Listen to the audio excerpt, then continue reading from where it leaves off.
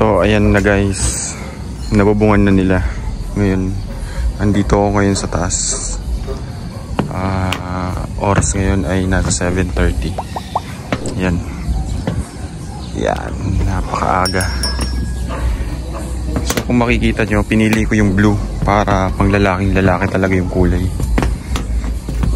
Yan. So okay naman to kasi ang size ng kinuha ko or yung thickness ng kinuha kong yero ay 0.5 mm. So okay na din. Okay na din siya. Makapal na din. Kasi yung pinakamakapal nito ay 6 mm. Ayan. Tad-tad po siya ng tech screw. At yung number 2 na tech screw ang ginamit ko dito. Ayan. Hindi ko lang alam kung tama ba yung ginawa nila dito. Dito sa part na to, hindi ko alam kung hindi na to talaga pa-plasteran. Kasi dito lang talaga sa ibabaw plasteran nila eh. Ayan. Dito naman yung kapitbahay namin. Yung bubong ng kapitbahay namin. Ayan. Same kami ng quality. Makapal din. Tulad din nung sa akin. Yung binili ko ay stainless. Tawagin. Yan. Ang kinuha ko ay rib type, yung class A. Kasi, ay, type. Yung tinatawag na kasi may tatlong type nito eh. Yung rib type tapos 8 rib type. Yung kinuha ko yung, yung type 1 or type A. Yung ito, kasi may ganito, yung pangalawa is parang nasa 5 mm na lang yung agwat niya. Ito kasi nasa 10 mm yung agwat niya. Yan, rib type kinuha ko. So kung makikita nyo, may insulator naman siya. Kaya ang kinuha ko din na insulator ay double-sided. Kumbaga back to back siya. Ayan, napakaganda. May bubong na, pwede nagtirahan.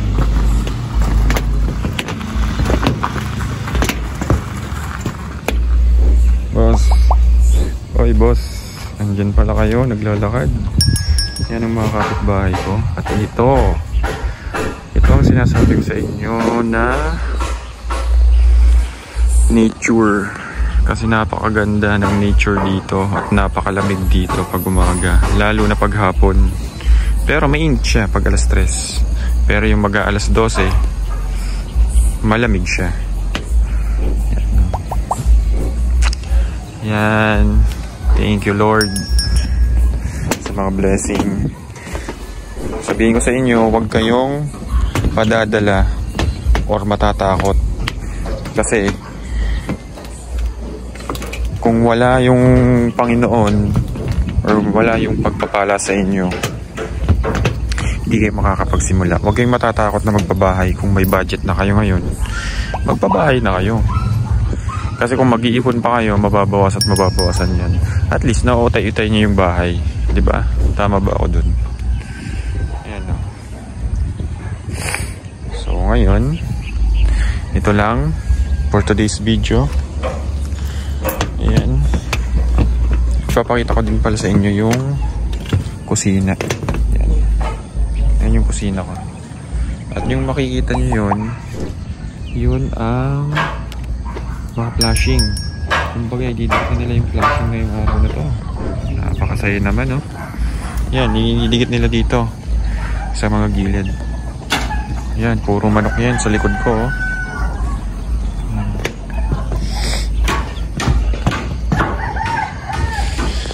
Ay, napakaganda nga talaga ng gising pag ganito.